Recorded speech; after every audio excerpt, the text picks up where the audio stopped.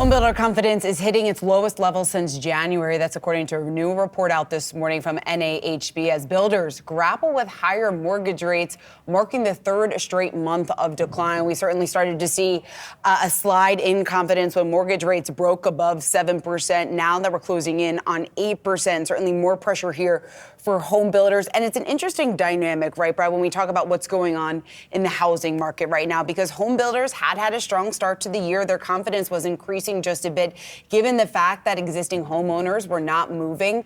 A lot of people who were out there still buying in this environment, they almost had no other place to turn to except for home builders.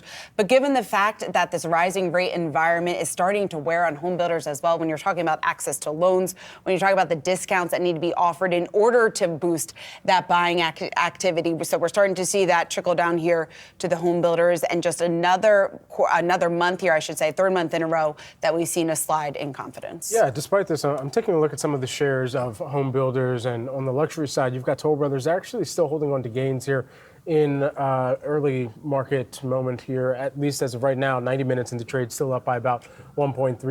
Lennar is another name that I'm taking a look at here today, and there you're taking a look at XHB. That gives you the home builder ETF for the S&P 500. That's up by about 25% year to date. And just as we're getting this data as well, there was also some data kind of on the home buyer side that gave you a glimpse of where home buyers are thinking about this market here too. Redfin actually reporting this data that home buyers must earn $115,000 to afford a typical home in the U.S. That's about $40,000 more than the typical American household earns. So there's a clear gap in that disparity between what actually needs to be put forward, or earned rather, and then ultimately what is being brought in. And so all of this considered, they added on this context: in the home buyer's ideal world, rising mortgage rates would push demand and home prices down enough to make up for high interest payments, but that's not what's happening right now.